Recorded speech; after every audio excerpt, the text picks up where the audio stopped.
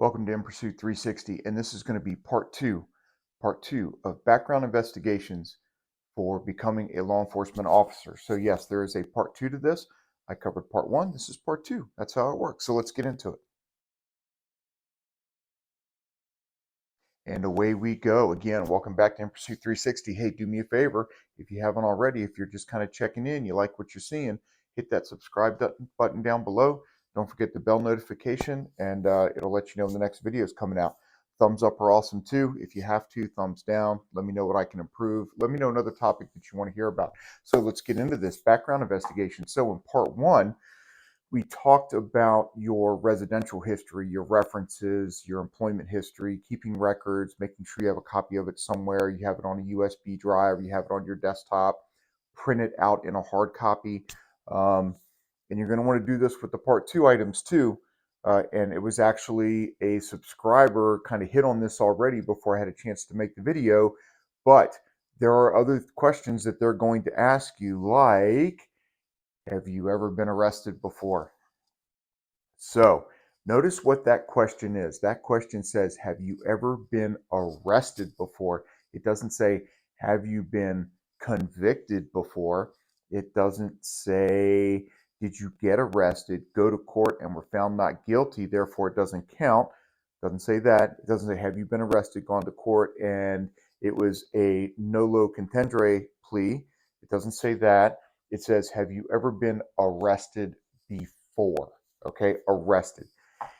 If you've ever had an encounter with the police in your history, doesn't mean you won't get the job, but if you've ever had this encounter before with the police and you've been taken into custody, charged with something, and processed, then you've been arrested. Actually, technically, if you've ever been pulled over and given a speeding ticket, you've been arrested, but that's not what they're talking about.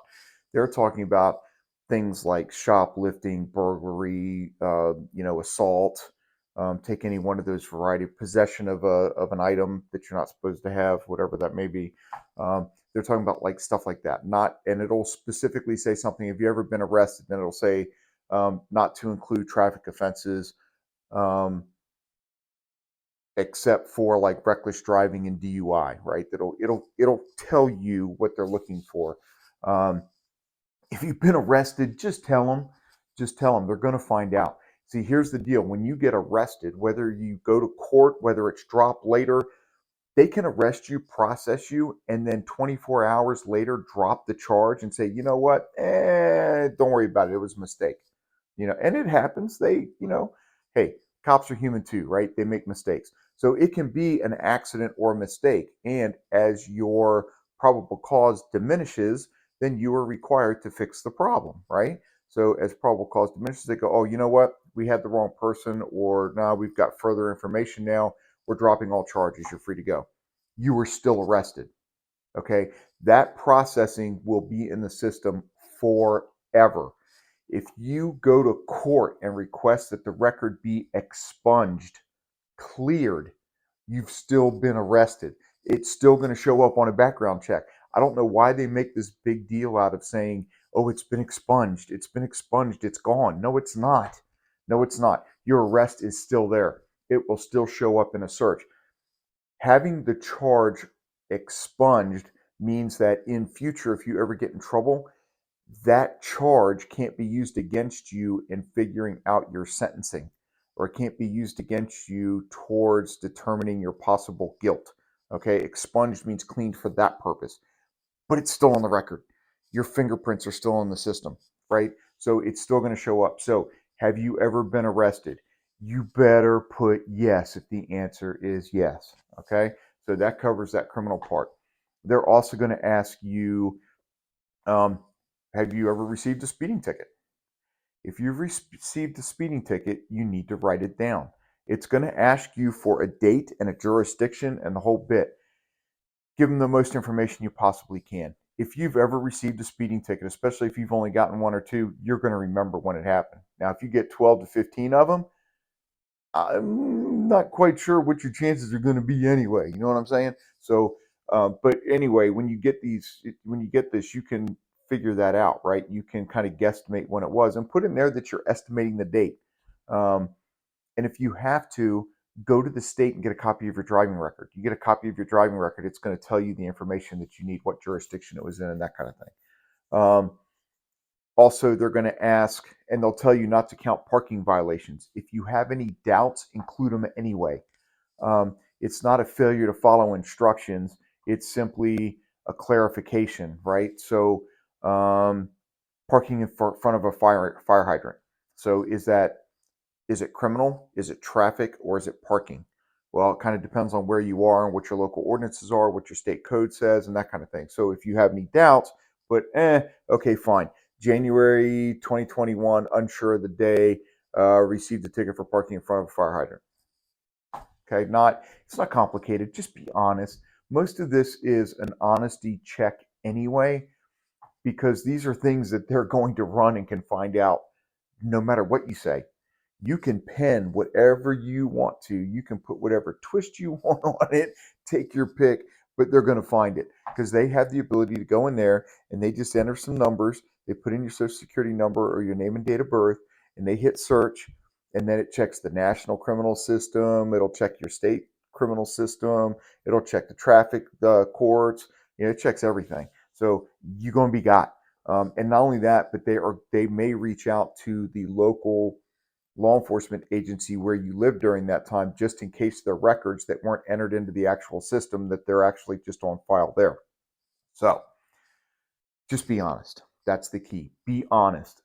Think about these questions before you commit to your answer.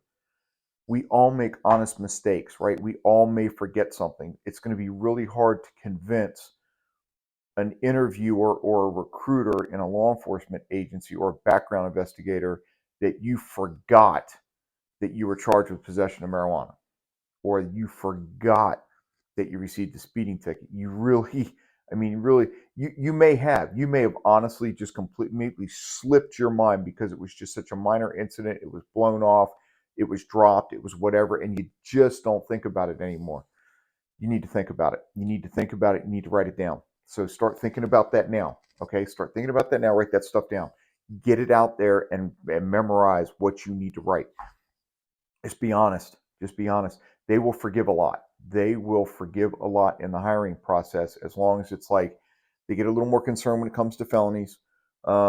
Any possession of a like, let's say marijuana. I mean, a lot of places it's legal now for personal use or whatever, but possession of marijuana or use of marijuana, because you can't use marijuana whether it's legal or not in the state when you're a cop. So no cop in Denver is allowed to use marijuana. Okay, so just letting you know. But if you've used it, as long as you haven't used it within a certain time frame, usually they're okay with it. Now, in a state where it's legal, I'm not sure how they're going to view that. But like when I got hired in Virginia, as long as you were 2-3 years out from your last use, because it was illegal in Virginia at the time. Now it's legal for personal use, but at that time it was illegal. As long as you were a few years out from it, showing that you've matured and grown and that you no longer do that, knowing that it's against the law, then they're usually okay with it. A DUI, as long as, again, there's a gap and you've only got one. Now, if you've got two or three, that could be a problem. However, if you've only got one and it was several years ago, showing that you've learned your lesson, you've done everything that you're supposed to do, sometimes they can overlook that too. So don't think because you have something in your background that you're doomed. Okay? So write that down. And don't forget, by the way, when they go check with your references, if for some odd reason something doesn't show up, or when they ask that question, have you ever used marijuana or have you ever used an illegal narcotic? They're going to talk to your references. And remember, your references are going to give them more references. They're going to keep digging. If they go back into your past and they find somebody who says, yeah, man, yeah, we used to get stoned all the time, a little speed, a little coke, whatever, right? They're going to find out. They're going to find out. So be honest, be upfront, right? Don't try to hide that stuff. The background investigator is not there to bury you. He's simply there to just double check your integrity, double check your honesty, see what you've got in your past. Have you learned from any mistakes that you've made? If it's pristine clean and there are no issues at all, yeah, that's great. But don't forget, man, I mean, like being a cop, it isn't about being squeaky clean. It's about It's about being able to take your experiences and your education and stuff and apply them on the road. So it's not that you have to be squeaky clean to be a cop. You have to have some common sense and the ability to think and process and apply things, right? So squeaky clean, a little bit of background isn't gonna make the difference. Okay. um, and I can tell you already with some recent videos that I posted. I mean, there are just some haters out there, man. I'm telling you, there are some haters, and they're gonna backgrounds don't matter. They still hire dirty cops. Backgrounds don't matter. They still have people that go out there and they break the law and beat the crap out of people all the time. And you know, just pass the video on by and go away. Just go away. I don't need you. I don't need your garbage on here. Okay, this is a noble profession. It's needed. It's needed out there in society, and all those people out there that make those kind of comments. When somebody's beating the crap out of you, who do you call? Oh, the police. You call the police. Help me, help me. Oh my God, you didn't get here fast enough. Right? But other than that, we go respond to somebody else and take care of business like, oh, look at you beating it. Anyway, sorry, tangent, apologize. So background investigations, right? That's part two. So your criminal, it's going to ask you about your criminal background. It's going to ask you about any narcotics use. It's going to ask you about your traffic history. So those kind of things, right? So all those questions that they're going to ask you, be prepared for. Be honest, okay? Be honest. Integrity is everything. If they catch you lying about something, I guarantee you'll be done. Okay, so that's it for today. Again, don't forget, hit that subscribe button. Bell notification will tell you when the next video is coming out. If you notice, I started throwing in some shorts here and there, kind of for some fun, but kind of for some info, real quick info or whatever. Hope you like what's going on. Do me a favor, leave me some comments. Let me know. Let me know if you like the direction or how things are going, if you want a little bit of a switch up or not, and we'll go from there. In the meanwhile, everybody, be safe out there.